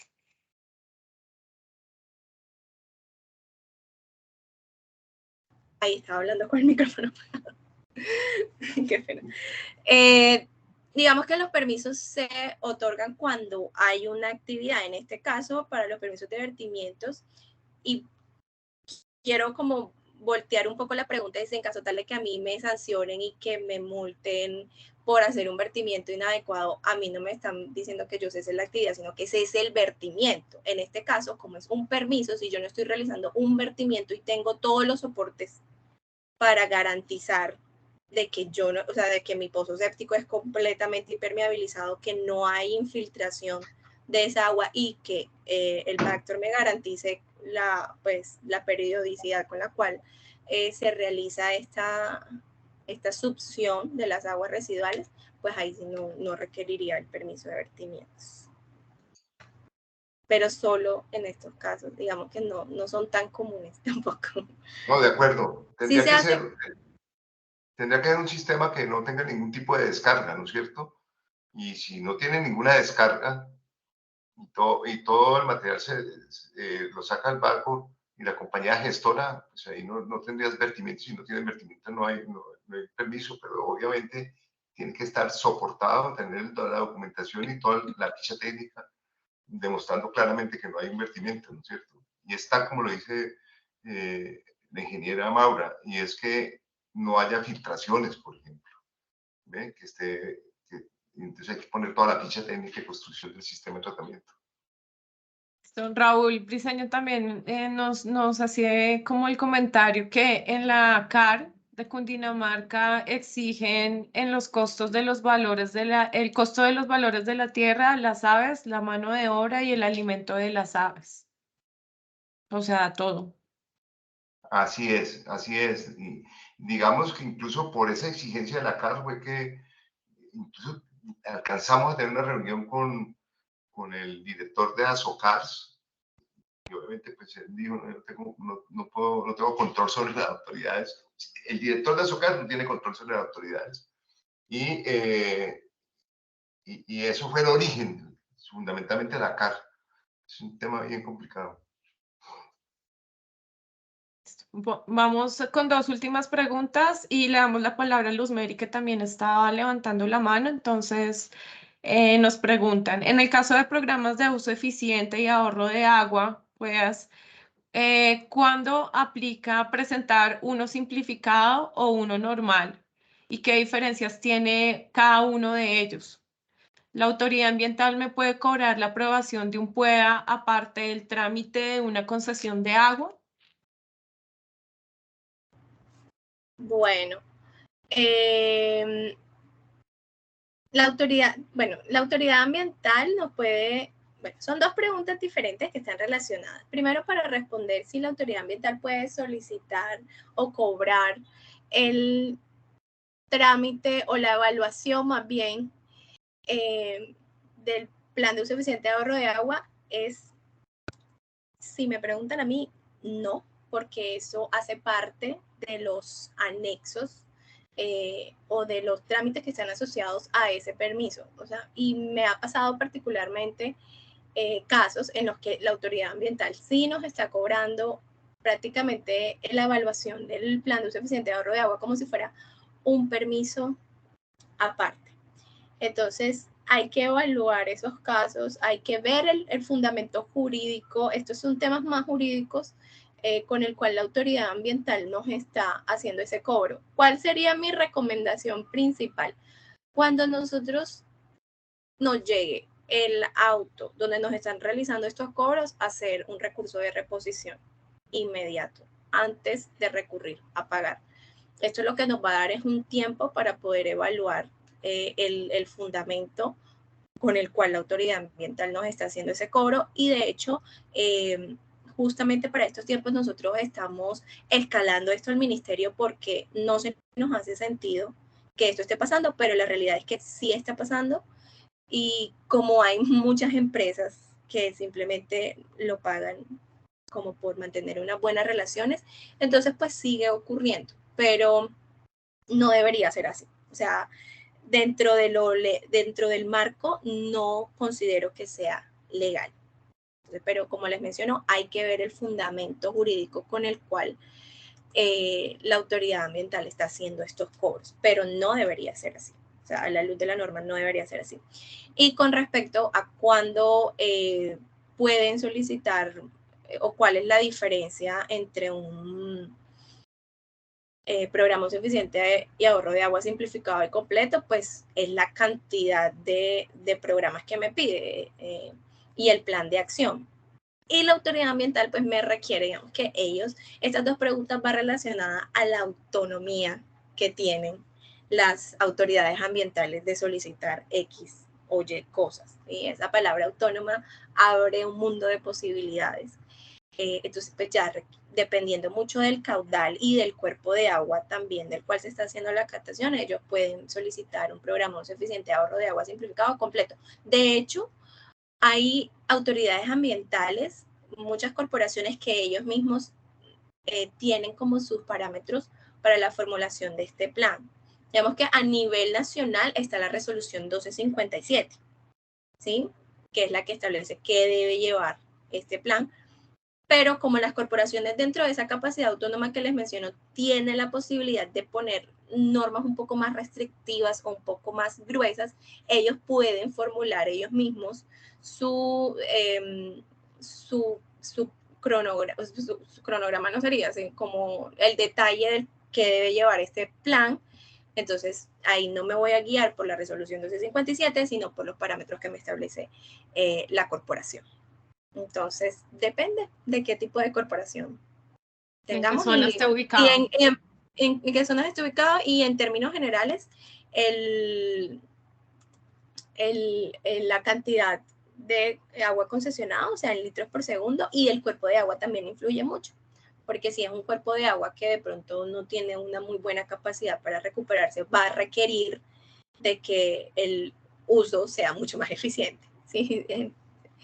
Soy clara con el mensaje que quiero dar. Entonces, muchas veces, tanto los cobros también muchas veces dependen del cuerpo de agua al cual se está haciendo la captación, porque no es lo mismo un cuerpo de agua que, digamos, está en constante crecimiento o que se recupera rápidamente a un cuerpo de agua que no tiene un caudal tan amplio, por decirlo de algún modo. Felipe nos hace como un comentario que nos dice: las autoridades ambientales definen el PUEA completo o simplificado según el caudal otorgado. Exacto. Listo. Bueno, dos preguntas frente al tema de vertimientos, Maura, y la primera es: ¿cuántas viviendas pueden llegar a tener una granja y que no le aplique el permiso de vertimientos? Bueno, las viviendas de la granja, digamos que la resolución nos habla que puede ser hasta condominios, si no estoy mal es que se llama, centros poblados, perdón, es la palabra o la definición de la cual nos habla la norma, o sea, hasta centros poblados, y los centros poblados, esta definición está por el DANE. Entonces, ¿qué es un centro poblado? Cuando hay más de 20 viviendas dentro de un mismo predio. Entonces, podemos tener varias casas dentro de una granja que no nos apliquen el permiso de vertimientos, máximo hasta 19.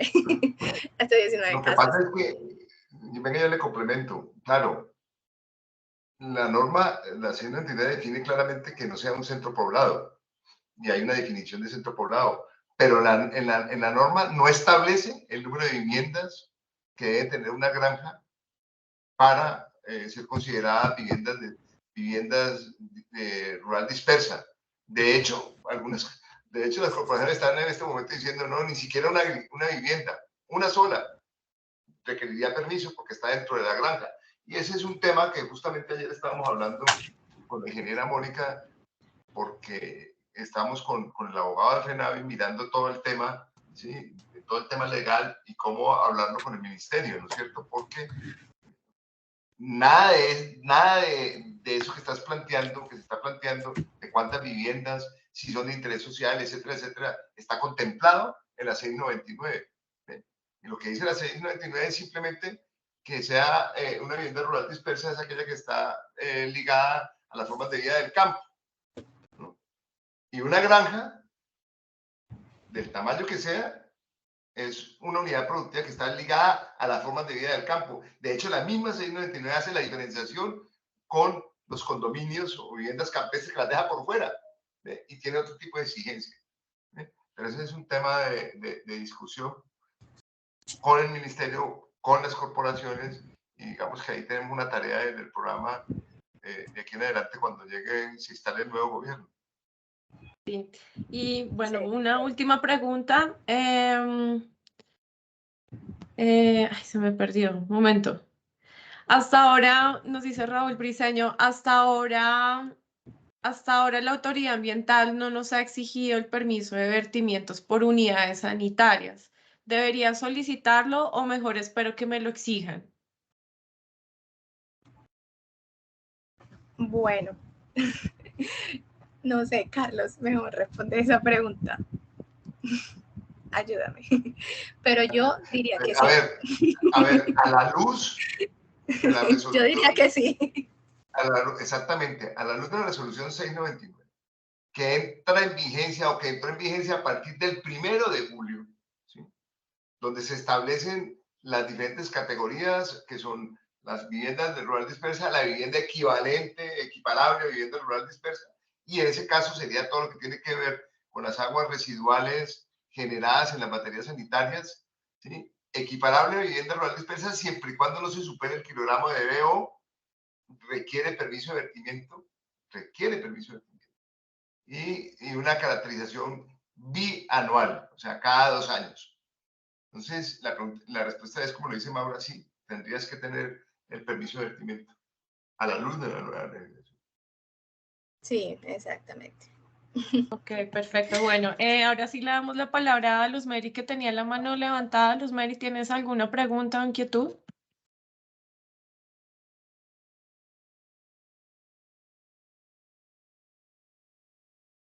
Ya te acaba de habilitar el micrófono.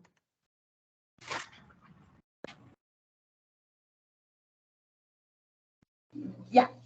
Hola Estefanía, doctor ingeniero Carlos, Maura, muchas gracias por la capacitación, interesante tema, la verdad. Pues nosotros, de todo lo que se ha hablado, entonces a nosotros sí nos ha sucedido, por ejemplo, de las licencias ambientales. Nosotros tenemos una granja ubicada acá en Boyacá y nuestro ente competente es Corpo Boyacá. Tenemos una con licencia ambiental. Entonces Corpo Boyacá nos notificó, hizo un seguimiento y al realizar el seguimiento nosotros tenemos dentro de la licencia ambiental permisos menores, que es lo de concesión de aguas. Entonces teníamos el seguimiento de concesión de agua y ellos dijeron, pero ¿por qué ustedes todavía tienen la licencia ambiental? Y Corpo Boyacá no nos había notificado absolutamente nada de eso. Que desde el año 2002 tocaba sacar concesión de agua y esa licencia ambiental estaba como desde 1998, 97, algo así esa licencia. Entonces nos dijeron, vamos a cerrar expediente de licencia ambiental y nuevamente realizar el trámite solamente de concesión de aguas. Solamente concesión de aguas y que para que todas las granjas quedaran con concesión de aguas y que ninguna quedara con licencia ambiental. Entonces, en este momento estamos en ese, ya ellos ya cerraron el expediente de licencia ambiental y estamos ahorita en este momento realizando el trámite de concesión de aguas con Secretaría de Salud de Boyacá. Y ahí sí, luego radicar la concesión, el trámite en Corpo Boyacá. Esa era mi anotación y esa era lo que... otra cosita. Gracias. Señor. No, sí, ¿vas a seguir o...? No, eso es como de licencias ambientales, ¿sí? De la parte de lo que nos sucedió a nosotros con ese expediente. Muchas gracias, Lumeri, pero fíjate que ese ejemplo que acaba de poner Lumeri ilustra cómo son las corporaciones. ¿Ves? Primero de todo es que la concesión de agua no está ligada a la licencia, ¿me entiendes? La licencia ambiental es una licencia para operar, y con lo cual tú dices en un estudio un estudio de impactos ambientales y después generar un programa de mitigación, ¿ves? Y de compensación. Pero no tiene nada que ver no tendría nada que ver con la concesión. La concesión de agua está ligado a la operación de la granja. Posiblemente ya lo ven que está ligado por el tema de la licencia, pero no debería ser así, porque son dos trámites diferentes. En lo que sí están en lo correcto es en cerrar el expediente de las licencias. Si ellos no lo cierran, yo lo podría cerrar. Yo podría solicitar la cancelación unilateral de la licencia ambiental, porque además es unilateral porque ellos me la otorgaron y la licencia se otorga por la vía útil de la operación. ¿Ve? Y como me lo otorgan a mí, yo soy el único. De hecho, ojo, ni siquiera la corporación puede cerrar el trámite y quitarte la licencia. Tienes que ser tú, o sea, tiene que ser la unidad productiva la que mande una comunicación cancelando la licencia ambiental o solicitando la supresión de la licencia ambiental. No puede ser la autoridad la que haga esa supresión, porque es un derecho que te otorgaron a ti en su momento, o le otorgaron a la granja en su momento. Y esto lo digo con conocimiento de causa, porque hace algunos años, varios años, el director de Corpo Caldas, me lo encontré incluso en un aeropuerto, me dice, Carlitos, ya cancelé toda la granja, cerré toda la granja. Y yo, ¿cómo así? Y me dijo, no, cerré la licencia ambiental de las granjas. ¿Ven? Y resulta que él cerró, o como dices tú, Lumeri, sí, canceló todo el tema de trámite de la licencia, y resulta que inmediatamente jurídica dijo, no, usted no lo puede hacer. Entonces, tuvo que tirar hacia atrás la resolución, enviarle una carta a todos los que tenían licencia, solicitándoles que en una comunicación cancelaran la licencia ambiental, porque no son ellos los que pueden hacerlo. Tiene que ser la unidad productiva. Y así se hizo. Entonces, todos los productores, en el caso de los productores avícolas acá, mandaron una carta a Corpo Caldas solicitando la supresión de la licencia ambiental. Y ya Corpo Caldas aceptó eso, cerró el expediente y acabó con todo el tema de las licencias ambientales y todo lo que deriva las licencias ambientales, que son los trámites de seguimiento, o sea, todo lo de seguimientos. Pero ojo con eso, no es la corporación la que te cierra, es uno el que solicita. Ahí hay un error de procedimiento, pero fíjate que ese es un ejemplo de cómo operan las corporaciones, que no hay como no sé si es que no hay, o hay unos lineamientos claros, posiblemente no en todo, pero como las corporaciones no son autónomas, pues lo manejan de una u otra manera, ¿no? ¿Ves? Sí, doctor, muchas gracias por la aclaración. Sí, eso fue lo que nos dijo Corpo Boyacá. Y no, la verdad, sí, todas las corporaciones, Maura tiene toda la razón, todas las corporaciones son muy diferentes, todas solicitan diferentes cosas. Por ejemplo, con relación a los PUEs, a nosotros Santander nos está solicitando PUEA simplificado con la resolución 1257, Corpo Boyacá con términos de referencia y Corporinoquia también con la 1257. Corporinoquia ni dice resolución, ahí nos toca a nosotros adivinar con Corporinoquia porque es que son difíciles también de tratar. Sí. Eso, doctor. Muchas gracias, Estefanía. Gracias, Maura. No, con mucho gusto, Luz Mary. Gracias a ti, Luz Mary. Bueno, hay dos últimas preguntas ahora sí y ya nos vamos porque nos hemos pasado casi 20 minutos, pero pues lo importante es poder resolverles todas estas dudas. Acá nos preguntan, ¿puede la cercanía de galpones a una quebrada ser limitante para la concesión de aguas? Bueno, ahí aplica más bien el tema de ronda hídrica. Son mínimo 30 metros de una fuente de agua a donde empieza pues la unidad productiva. Sí, puede ser una determinante para que no nos den los permisos. Es más, no debería estar ni un galpón, ni ninguna área productiva, entendiéndose por área productiva, compostaje, galpones, bodegas de almacenamiento, todo este tipo de áreas. Listo. Bueno, y por último, ¿por qué hay granjas avícolas que aún les exigen licencia ambiental? ¿Cómo se podría abordar este tema ante la autoridad ambiental para realizar la cancelación debido a que por temas normativos las granjas ya no tienen esa obligación de tener licencia ambiental? Bueno, las granjas, bueno, voy a hacer un paréntesis y ya complementas, ¿cuándo se requiere una licencia ambiental? Cuando produzco residuos orgánicos y no es una licencia ambiental para la granja, sino para la actividad de hacer el aprovechamiento de estos residuos orgánicos, cuando superan las 100 toneladas al año. Entonces, ahí sí voy a requerir una licencia ambiental, pero no para la actividad avícola, sino para el aprovechamiento de estos residuos orgánicos. De resto, no deberían solicitarnos una licencia ambiental y pues ahí tenemos todo el fundamento jurídico para, digamos, poner un recurso de reposición por esta solicitud. Carlos. No, está todo el sustento jurídico. De hecho, yo me estoy enterando del tema de que todavía algunas corporaciones exigen licencia ambiental. Si es así, está todo el fundamento jurídico del decreto, como les dije, el decreto 1028, del decreto, ya me fue el nombre, del 2002, bueno, se me acaba de borrar, pero tenemos todo el fundamento técnico. Si quiere, esta persona nos pone en contacto con nosotros y le podemos mandar toda la legislación que hay del decreto 1728 del 2002 en adelante, el 8811. De hecho, hay toda una cantidad de decretos donde dicen que la avicultura no requiere licencia ambiental. Entonces, pues ahí, yo diría que es hasta fácil de hacerlo, ¿no es cierto? Enviarles a la corporación una comunicación. ¿Vale?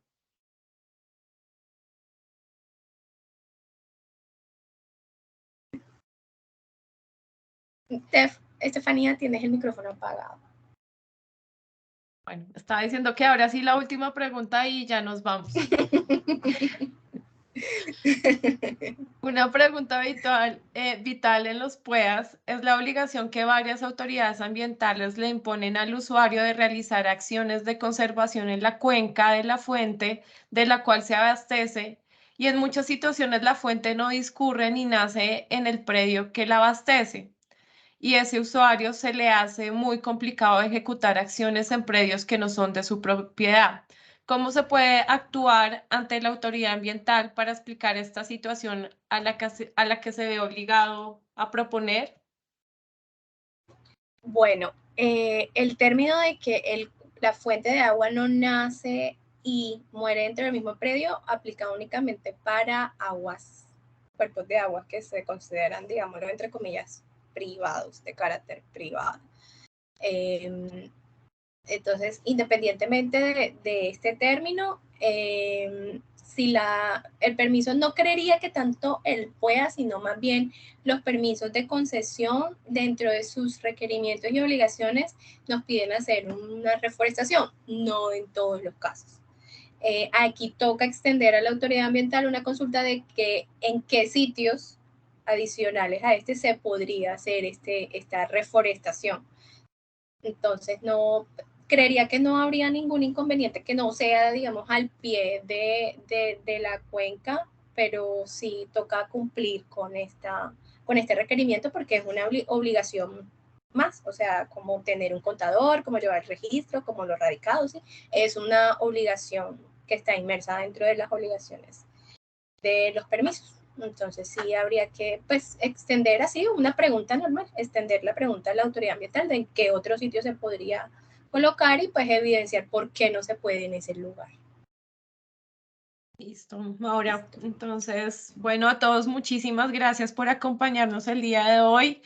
Realmente fue una charla bastante nutritiva y muy participativa. Qué interesante y qué chévere que todas sean así. Maura, a ti agradecerte por esta charla tan buena y pues nos veremos en una siguiente oportunidad, en otra hora de la sostenibilidad. Muchas gracias a todos y que tengan un muy buen día. Muchas gracias por su asistencia, que estén muy bien. Hasta luego.